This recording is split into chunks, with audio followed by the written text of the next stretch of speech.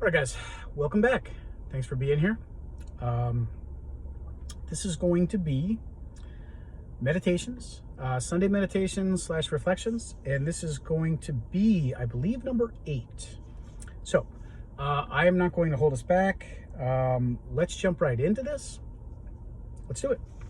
What's killing creativity and the joy and satisfaction of it is the unrealistic and unpractical reality of the illusion of completing things quickly.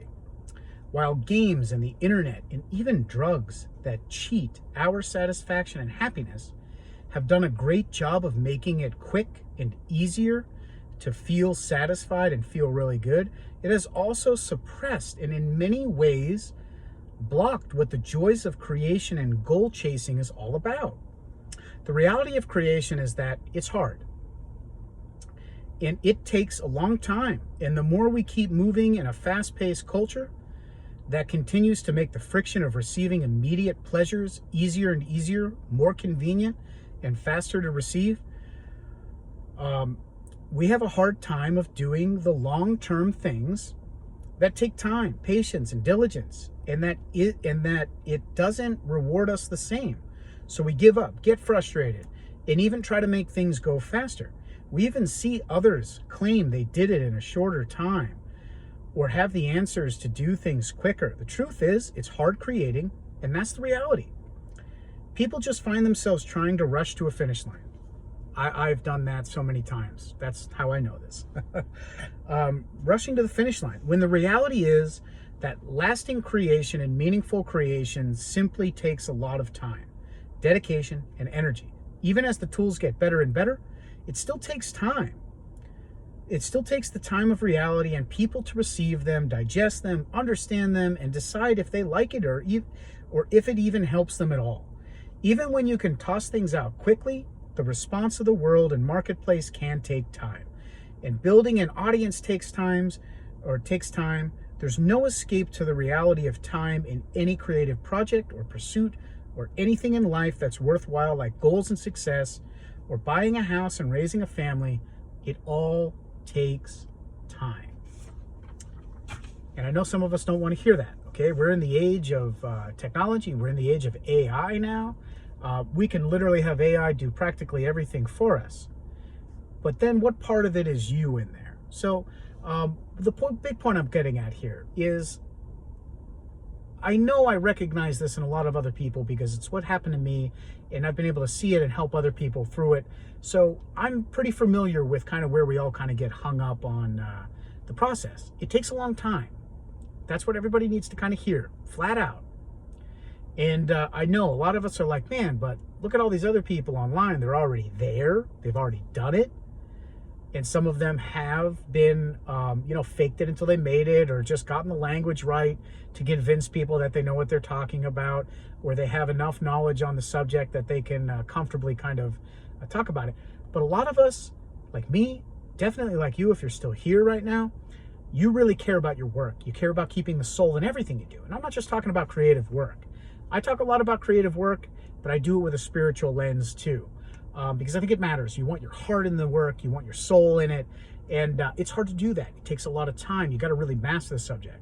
I can remember a lot of times where I got bored. I thought I mastered something, and the truth is there was a lot more I needed to learn, and I guess I just wanted to be somewhere else at that time, and I got bored, comfortable, all that kind of stuff, but I did it multiple times.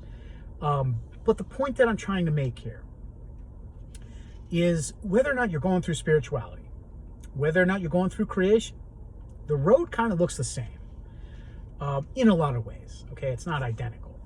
But what I'm talking about here is that if you're on it and you're honest, you're on a road that is unseen. Okay, you're on a road that there's no specific path for. It hasn't been well articulated. Actually, that's a part of what I'm trying to do here, is to help people see it differently. I'm very good at expressing and translating, and I have been consciously aware of the entire process that I've been going through, because I've done it so many times. I've made so many mistakes along the way that eventually, me shifting gears and not being where I wanted to be, I finally got real serious about it. And I'm like, you cannot. Now, this is me talking to myself. I was telling myself this.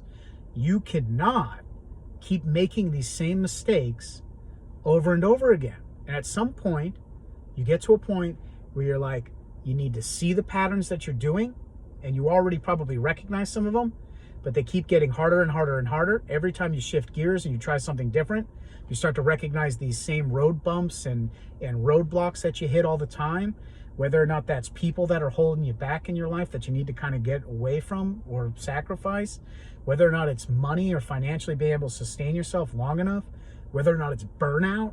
And you know what I mean? Like, going really far, taking a project really far, and then the frustration of needing to be patient and waiting when all you want to do is keep that momentum going. Those are like soul rips. You know what I mean? When you hit those blockades, because all you want to do, you got this, you got this boulder moving and it's moving faster and faster. And then all of a sudden it just hits a wall at some point. Do you know what I mean? After a while of doing that and shifting gears and changing, you're eventually going to be like, you can't do this anymore. You got to slow down. You got to do whatever it takes.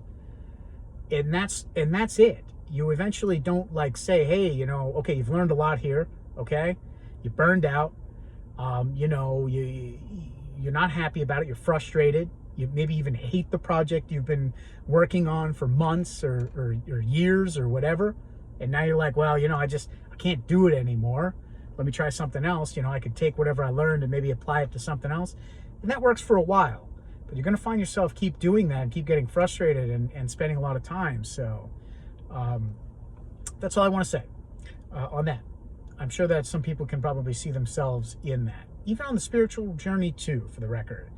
You're going to want to keep kind of growing and building yourself up and learning things. And then all of a sudden you're going to hit some places where it's going to maybe even peak out for you a little bit, or you're going to feel that way. And then maybe you haven't tried other things. Like maybe it's time to stop reading and start practicing. Maybe it's time to get involved with other groups, even if that's online communities, seeing how other people feel about it and kind of bouncing your own ideas off of other people, or even just observing other people's and seeing how they make you feel. Even here, being here right now. You hear what I'm saying? Okay, so consider that. Okay. All right. I don't like seeing that on my paper here. The first thing I say here is full disclosure before I get going on this one with an LOL. That means that this one's going to be juicy and probably controversial. Probably means it's not a fully shaped one, so sit with me. Don't take this one like it's a fully formed belief. This one, I say, it's fun to think about. And I think, while I'm not sure that I'm fully convinced this is true, it's a possibility. And I thought it was cool enough to share, and I think it helps you think about pleasures in an alternative way that helps you understand what the core of pleasures and materialism really means. It's cool to think about. Oh, I know which one this one is. This one's not so controversial. This one's just more, it's not necessarily a full belief of mine, but I think it's an interesting way to think about things. I think I did this one an episode or two ago where I kind of explained one that I was talking about that, I wasn't convinced 100%. Oh, this was the one with the planetary, stars, us, our souls somehow connected around the world. Go back to that one if you're curious about that. That was a cool thought to sit and think with. This is a similar one to that, I'm just helping you put your brain somewhere else where you can just think about something from a different way. It doesn't mean it's true. In fact, call it a metaphor, I guess, is the best way to call this. But let's dig into it. This one's a fun one, I think. We need to remove anything that keeps us materialistic and wants us to. But I began imagining that pleasures and materialism could keep you stuck here on Earth, in this world, rather than being able to transition and move on to heaven or whatever it is that you believe is next, the next dimension, or whatever consciousness or stage is next after this life. Even food, sex, love, or anything else. Self-pleasure, self-indulgence. You get what I'm saying here. I think that's why detachment and being able to remove anything that is pleasurable in this world is necessary. And I don't mean don't enjoy it, but don't let it control you. Be able to remove the urges and such. That's the key. Just like a drug or the power of love or any form of physical or metaphysical or mental ecstasy, You need to be able to moderate it or not let it own you. Because if it owns you, your soul will always yearn for it here in this world. And I pictured myself as pure consciousness floating around, separated from my body. Call it an out-of-body experience, call it perhaps what death could be like outside of our bodies, looking at the world outside of the physical bodies we are in right now. But imagine the desire to want to return and experience something like an urge or suffering and pain and difficulties, and what it took to get to this level of awareness and the right circumstances and starting over on a clean slate, what that would look like. I personally don't know if I'd want to do that all over again, no matter how tempting that sounds. Perhaps that's why it's so important to learn to detach and separate our urges and impulses so that we aren't tempted to reincarnate after we pass on. The point I think I'm trying to make here, pleasures can be a prison, or can become a prison, is ultimately what I'm saying here. Okay, so I think I did a pretty good job of explaining that. This is not the first time I've circled this thought, for sure. I don't know if I've shared it with you guys before, but this is one that I've thought about before. Probably didn't capture. If I did, I didn't get it out on here. But I think this is a really cool way to think about this. I pictured myself as pure consciousness for this one. And I pictured myself as the observer that's in your mind, that's able to see your thoughts, see the world and all that kind of stuff. And pictured myself of that pure consciousness being extracted from my body and just floating around, okay? Visualizing other things, seeing other things, but without all of the packaging of the body, right? Sensation, taste, senses, hearing, feelings that come along with that, how love feels, how the ecstasy of sex feels, how tasting something can just, turn you on, make you so satisfied by it. I thought about all of that stuff, and I thought about still being the thing that's aware of those things, that's watching you do those things from your inner mind.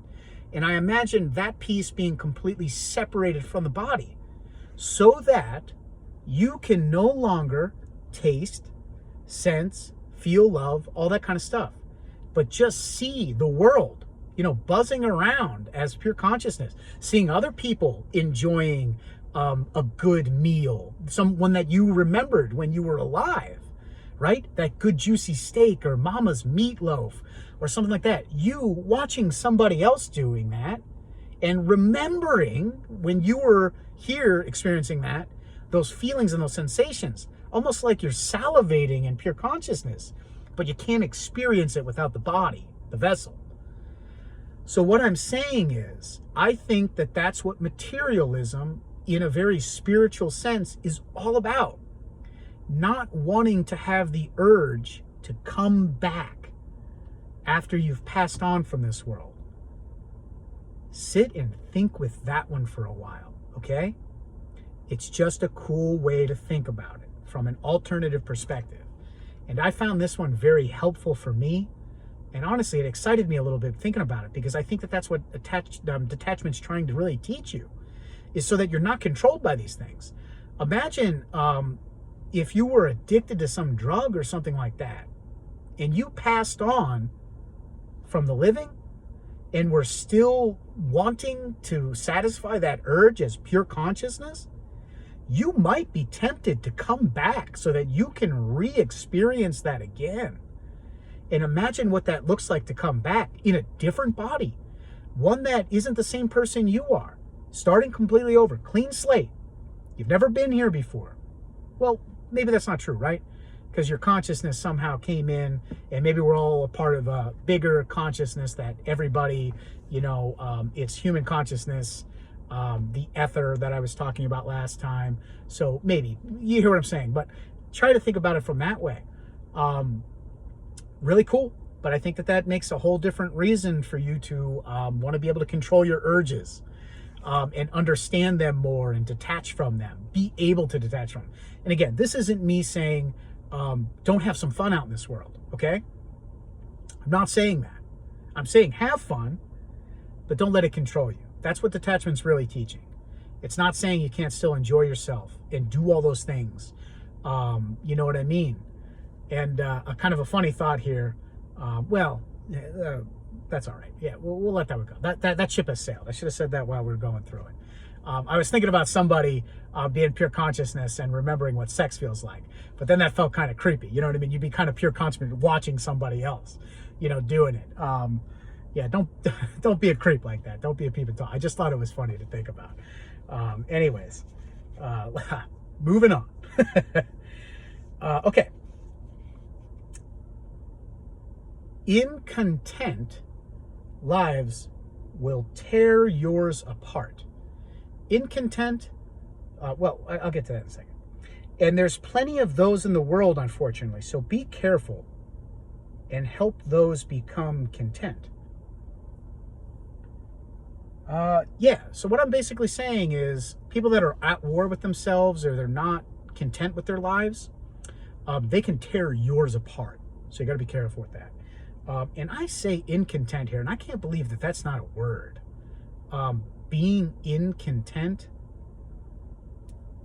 basically the opposite of content. I'm sure that there's a different way to describe that, but I'm kind of surprised that when I was typing this one, I do remember this one coming up as a grammatical error. I'm surprised by that, honestly, because I'm just adding a prefix to the front of it that is universal. So I'm surprised. This should be in there. Anyways, not kind of irrelevant. Just kind of a minor nitpicky thing for me, like wondering how grammar isn't universal like that, or why that is that way. Anyways, there's a lot of people out there that are very incontent. I'm going to use that word. I don't care. It makes sense. That are very incontent with their lives. They're not happy. They haven't figured things out well enough, and they will burn you. Those are the people that will burn you. Those are the people that are confused. Those are the people that might even think that they have it figured out. But you just got to be careful with that kind of stuff. Okay, what do we got here? Okay, we got enough time probably for one more, and then I'm on the last one. Ooh, maybe we'll push this one out a little bit. Let's think. Or I could just, yeah, let's end this one here, because I got a couple more, and I think we can branch those one out. All right, guys. Thanks for being here. Catch you guys on the next one. That'll be number 9 of these. I'll see you guys there.